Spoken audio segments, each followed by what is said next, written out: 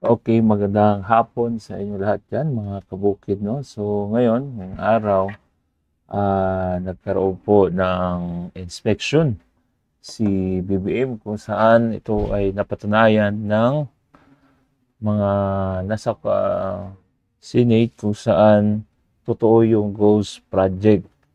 Dahil kung nakikita natin dito sa mga picture, mga kaibigan, mga kabayan, dito nakikita natin dito na si BBM dismayado. Hindi lang dismayado, galit sa ginawang inspection sa reinforced concrete river wall project sa Bulacan matapos mo discover itong ghost project mga kababayan. So ito, pakita natin sa inyo yung mga ilang picture, then magpi-play tayo ng audio mismo ni BBM na kung saan talagang kawawa na yung presidente, no, na kung saan siya po ay pinagluloko ng mga kanyang mga executive sa kanyang mga departamento. Ayan. So ito, tingnan natin yan, sino yung mga at sinabi dito mga kababayan no, na tapos na daw ito na project, pero walang nangyari, walang may nagawang tawag niyan. Walang kahit isa. Grabe. Tingnan nyo, yan. So, official, hindi po ito, fake news. Ito po ay totoong files. Galing po mismo, kahit mag-search po kayo dyan ngayon sa internet, ito po ay napaka-trending na ito, guys. Dahil ito po, makikita natin yung project. Ang laki po ng project.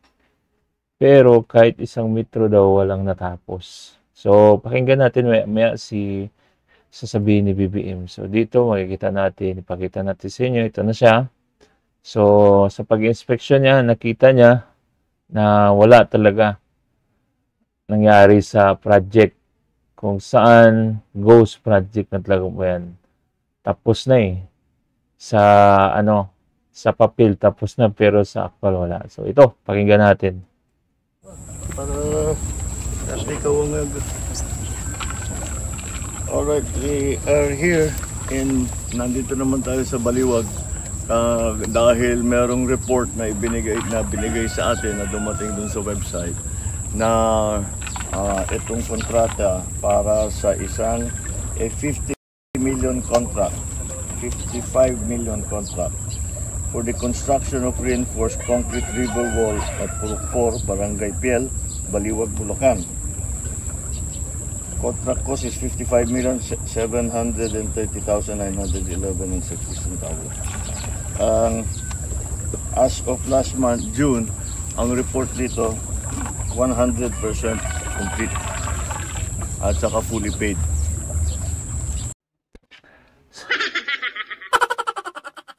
Grabe. Narinig niyo yun?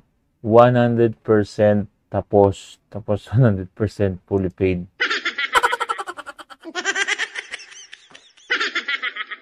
Tapos, ang mangyayari niyan, walang may nagawa, walang project. Ito yung totoong ghost. Grabe. Sige, tuloy. Tignan mo mukha ng ating presidente at talagang pagod na pagod mga kabayan. Wala kaming makita na kahit isang hollow block, isang ng simento, walang equipment dito. Lahat itong Ano ba yan? Walang equipment, walang may nakitang project. Paano yan? Kakaya. lahat itong project na ito, ghost project. Ayan na. Hindi yan fake news. Galing yan mismo kay President. Na lahat ng nandyan, ghost project. Walang ginawa na trabaho dito. Walang Ngayon, ginawa na trabaho. Namin, dahil dito naman sa kabila, meron rin ginagawa na flood protection. Parang nagtuturuan ngayon yung dalawang kontratista at sinasabing hindi maituloy ito hanggat magawa ito. So nakikiusap, ewan ko, basta meron daw silang usapan na itutuloy ngayon ito. Ngayon kung titignan ninyo yan, nabot na tayo ng tag-ulan. Paano yung itutuloy niya eh? Wala nga nakita. Wala nga naupisan. Grabe to. So, ayan, nakikita na natin, no, na talagang ginagagot talaga to si BBM, no? Ng mga nasa gabinete niya, mga nasa baba niya. Kaya tuloy. Kung titignan niyo, kung abutin ng bahayan, daglag ka agad yung pader na yan, hindi tatagal yan. So, substandard pa rin. Ang katakataka, hindi namin mahanap itong kontratang ito. So, hinahanap pa rin namin. At hindi na namin malaman. Kasi siguro sinubcontract ng gusto. Siguro naka ilang layer ng subcontractor. Kaya hindi wala ng record. Yung record nasa... So, yun. Pakinggan nyo guys. Nakailang layer ng subcontract yung kinontratang project. 55 million. So, anong mangyayari dyan kung ilang layer yung kontrata ng project, mga kabayan? So, mangyayari dyan, edi wala nang matira. Sige, tuloy. So, bago to mga kabayan, ngayong araw po ito na inspection po ng Pangulong Marcos sa Bulacan, Baliwag, Bulacan. Contractor na may hawak nakakuha ng kontrata, siguro yung record ay nasa kanila at saka sa subcontractor. Yun ang kailangan namin hanapin ngayon dahil napalitan lahat ng maraming napalitan na district engineer, kaya yung mga bago. Hindi natin alam kung mga napalitan na district engineer, umalis na yata yun. Paano yan? Dapat habulin yun. Baka nakarami na yun. Hinahanap pa ang mga records. Pero ganito ang aming pinag-aalala. So, nakikita natin sa ating presidente, mga kaibigan ko ba, na talagang pagod na pagod yung mukha. Di ba? Wala tayong magagawa dyan dahil yan kung mabubudol ka, bubudulin ka rin na kasama mo. Project talaga ito. Wala talagang ginawa. Kahit Tama. minsan. Sinabihan daw si chairman na umpisahan. Tapos umatras din. Sinabi, nagpatulong daw sa barangay. At sabi, sisimulan na ito.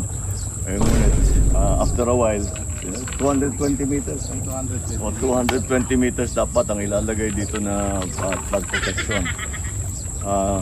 Pagkatapos, sinabi sa barangay na magpapatulong para ilalagay nila yung project.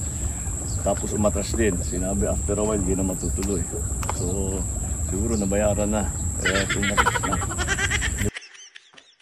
So, yan nakakatawa dyan, mga kabayan, no? Dahil nabudol siya mismo ng kanyang mga tauhan, si BBM. So, ayan. Kanina po ito. Nakita niya na yung mga ghost project na yung pinagyayabang niya dati sa kanyang SUNA na 5,500 flood control project. Yun pala ay ghost project.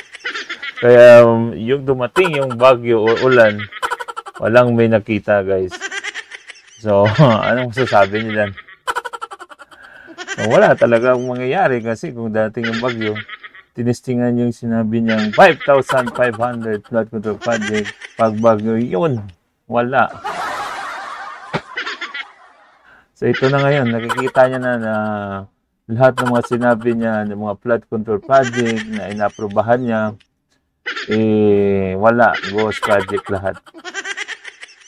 Bale, sige chairman, titingnan natin ito. Ayusin natin, titiyakin natin na yung mga kontraktor hindi lang sa managot sila, hindi gawin nila yung dapat yung trabaho.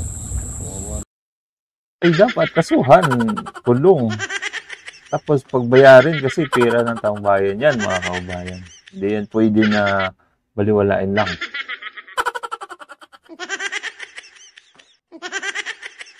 naman itong mga nababaha. Alright, anyway, that's another example of the kind of problems that we have been facing starting since we put up the website. Ang dami talagang sumusulat, and this is a perfect example of the abuse that is being done by some of these contractors. And this is not, unfortunately, hindi lang ito na project na ganito. Tama po kayo dahil sa imbestiga kahapon ni Senator Jingo Estrada ay marami pong ghost project. So isa pa lang yan. Marami yan. President. Kailangan pa natin na tignan na mabuti lahat ng mga iba. At nakakalungkot, pero ang dami pang iba na sa amin palagay. So, kahit kami, mga kabayan, kahit na hindi tayo sa realista, pero nalulungkot pa rin tayo dahil mga kababayan natin dyan, yung mga apektado dyan, dahil sa laki po ng budget na ginagawang flood control project, wala po nangyari. Kahit isang metro, kahit trabante, wala kang nakikita, wala talaga kahit hollow blocks, kahit mga heavy equipment, wala. So, ghost project talaga yan. So, kami rin nalulungkot sa mga ganyang pangyayari, BBM. President. Tuloy. Ganito rin, na ganitong kalaki na project, 220 meters, 55 million ang kontrata, walang nagawa. Kahit ano, walang nagawa. Hindi man nakapagtala kahit isa lang pa. Ay, no. Okay, so katatawanan na lang itong nangyayari ngayon mga kababayan, no? No, imbis na naawa tayo sa presidente, mga kabayan, no? Dahil gusto niya talaga magkaroon talaga ng flood control project. Ang problema lang dito sa mga baba niya ay wala, hindi ginagawa. So, puro kaw-kaw lahat yan. So, simulan natin yan sa pagnanakaw. Mula yan kung saan, sino yung mga nag-request niyan na project na yan, so on, so forth niyan. Hanggang sa mga contractor, sa mga politiko, mula sa congressman yan. So, ang dami po ang kumita niyan. Pagkatapos po dating sa main contractor, pinasubcontract. So, ang nangyayari, sa dami ng subcontract, wala nang magagawa. Dahil sa 55 billion na budget, ang makarating na lang yan, magkano na lang kaya? Baka hindi nakaabot ng 100,000. So, ano pang gagawin na flood control? O ano pa ibili na hollow blocks? Ano pa gamitin ng mga heavy equipment? Ano pang bayan? Wala na yun. Sa dami na ng mga kickback at commission. So, kawawa yung presidente natin, guys. Talagang wala. Ano, sa inyo, anong masasabi niyo dyan? we'll keep going and very ongoing naman yung ating mga investigation. Pinag-aaralan namin lahat, tinitignan namin lahat ng mga sinusumbong sa amin, and we will not stop. We will keep going until ma-identify na mabuti at makasuhan na mabuti lahat itong mga. So ito guys, tingnan po natin yung ginagawang flood control project. So may nakikita tayong heavy equipment. So ano to? Ayan. So ano lang, nakikita natin lambre. Grabe. So kawawa talaga yung mga kababayan natin dito guys pag hindi talaga nagawang project, pero yung tapos na, yung assessment nila, evaluation tapos na, pero wala pa rin, walang project na nangyayari guys.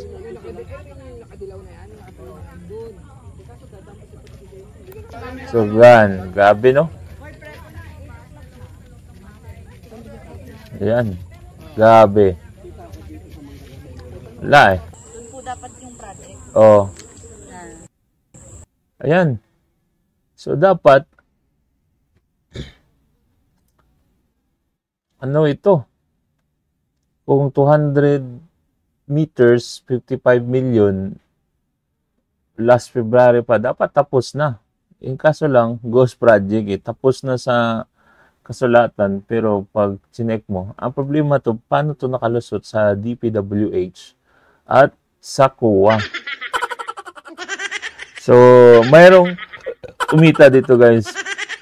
Mula kay contractors, subcontractors, sa mga politiko. Grabe, tingnan no. Oh, kawawa po mga kababayan natin. Kawawa rin yung presidente na talagang sinabutahe kanyang mga trust sa kanyang mga nasa baba, guys. So, ayun. Wala talaga tayong magagawa dyan. Dahil ang presidente, kahit nasabihin mo, ang problema sa presidente natin ngayon ay wala talaga siyang kamay na bakal na para maging ipatupad ang lahat kung anong dapat ipatupad, guys. Pero ang nangyayari ngayon, siya po ang inuuto ng kanyang mga nasa baba. Di ba? Tingnan nyo. So, kung makikita natin dyan, guys, sa lahat ng mga loyalistas, sa mga BBM vloggers, anong masasabi nyo dito? Di ba? Tuloy. Ayan, no? Wala nang sumasama sa kanyang DPWH. Diba? Kasi pag mga ganitong inspection, maraming sumasama yan eh. Nasana yung mga entourage. Bodyguard na lang yata eh.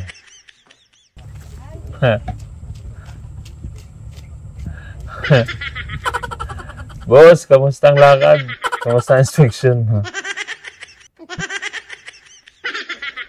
Wala. Ghost eh. Kaya nga ghost eh. Wala kang makikita. Paano yan? Ghost project. Sige, tuloy. Sige po. Ay, nako. Talaga naman. Thank you. Disappointed, Thank you. sir. Yes. Disappointed. Extremely. Extremely disappointed. Oh. Sige daw. Anong sagot mo, sir? Well, more than disappointed, I'm actually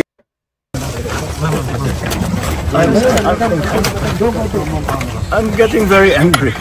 This is what's happening here. Dahil hindi naman, paano naman, wala talaga, 220 meters. 200 meters, 25 million, wala. Ghost nga eh, ghost project. Completed ang record ng Patay, completed ang project. Public Works. Tapos, Walang ginawa, kahit isang araw hindi nagtrabaho, wala kang kahit isang araw, hindi nagtrabaho. Yan yung problema sa mga ghost project. Talagang wala kang makikita. Puntahan ninyo, wala kayong makita kahit na ano. Tuloy-tuloy yung pagbaha doon sa kabila. So, yes. Sir? So, Sir? if all of these projects were properly executed and implemented, ang laki nang nawala na problema sana sa atin at sa mga taong bayan, at saka mas magiging maayos hanggang irrigation, hanggang water supply, fresh water supply for household. Pero ito yung ginagawa nila, talagang nakakapinsala pa sa mga local residents. So yes, I'm not disappointed, I'm angry. Sir, there's the COA fraud audit of Bulacan projects. Anong end goal nun, sir? Filing cases? Yes, if need be, of course. As I said, ang trato namin with all of this is, siyempre marami yan. For example, falsification na ito. Yung ganito, dahil nag-report sila na completed. Hindi, kitang-kita naman na hindi completed. So immediately, that's a falsification. So that's already a very big violation. so ayun guys, abangan natin ito kung tutuhanin talaga ito ni President na kasuhan ang mga kanyang kaalyado. Siyempre, mga kaalyado yan, di yan contractors. Kasi kung nasa ano lang yan, yung sa mga nagtatrabaho yan, hindi yan, nasa baba yan, mula yan sa Kongreso, sa mga politiko, sa mga kalyado niya yan. Eh, ngayon pa siya gumagalaw eh. And for the big ones, talagang I'm thinking very hard to pipilahan natin sila na economic sabotage. Because economic sabotage is very clearly tignan natin yung utang ng gobyerno ng Pilipinas, ng Republika ay mababawasan kung naging maayos lahat itong kasi ngayon babalikan na natin ngayon to sa napunta yung pera, hahabulin natin, kakasuhan natin sila, how long will that take? Hindi ba? In the meantime, Tanong, sino may kasalanan dyan? Eh, ikaw yung presidente. Kasama mo lahat yan sa lahat ng mga gabinete department na yan. Mayroon yan mga sinasabutahe lahat ng mga plano yan. Hindi ba? Lalo na sa kamara.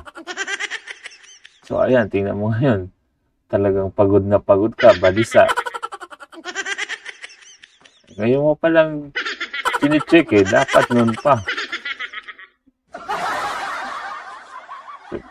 we have to actually still build the flood control project. Sir, nationwide yung filing, no? I'm sorry? Nationwide po yung filing ng cases if need be. Well, no, it depends on what our findings will be. So there's a legal team working on that, but in the meantime, we are continuing to go through the records of public works and all the big contractors to see kung tumutugma yung kanilang report doon sa mga sinusumbong sa atin ng taong bayan. So that's why I encourage, napaka-useful, napaka-malaking bagay at napapakinabangan namin ng husto yung inyong pagsulat sa amin, pagsumbong, padalhan nyo kami ng picture, padalhan nyo kami ng video para alam namin kung ano yung sitwasyon dun sa inyo.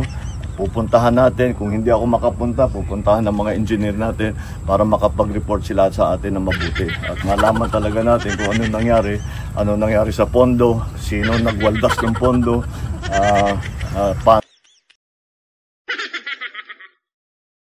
Ang tanong, kung nalaman ninyo kung sino ang gumamit ng pondo, sino nagwaldas, kakasuhan nyo ba? Lalo na pag ito ay kaalyado at kakampi mo pa sa Kongreso.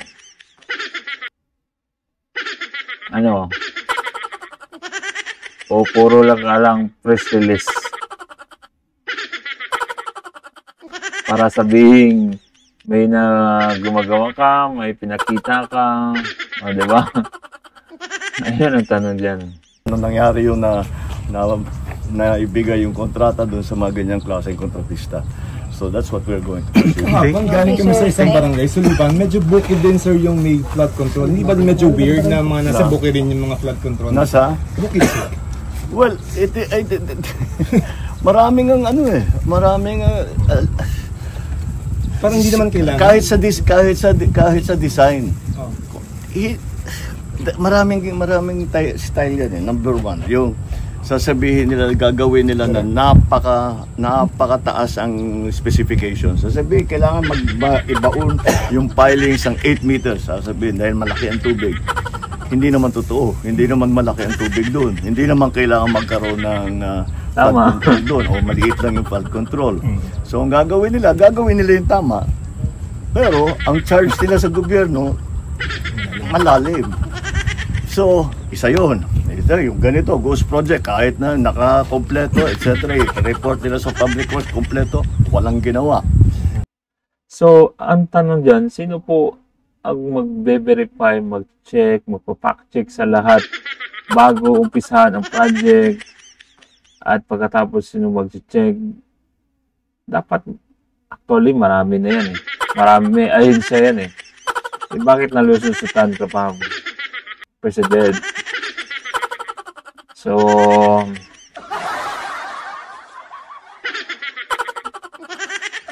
wala, talagang, mahina ka talaga. Tama talaga sabi ni Tatay Digong, weak. Mahina ka na sa desisyon. Puro ka lang, show. Puro pakita lang, press release. Maraming teknik eh. Tapos siyempre, nakita ninyo doon sa kabilang bayan. Talumpit. Tama, yung simento, nipis-nipis.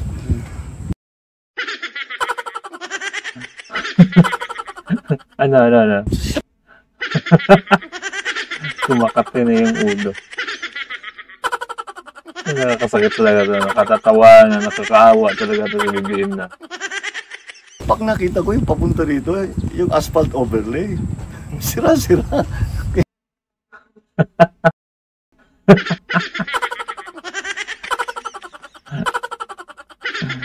So, natawa na lang siya guys sa kanyang ginawa. So, yun lang muna guys, no? So, grabe, ngayong araw to na na inspection ni President na talagang yung flood control project sa Bulacan na kung saan mas maraming flood control sa Bulacan na kung saan ito ay halos pala mga ghost project. So, walang nangyayari. Diba? So, ayan. So, that's it for today, guys. Salamat sa panood. Patuloy po ninyong i-subscribe, i-like at i-share ang video ito. Peace out.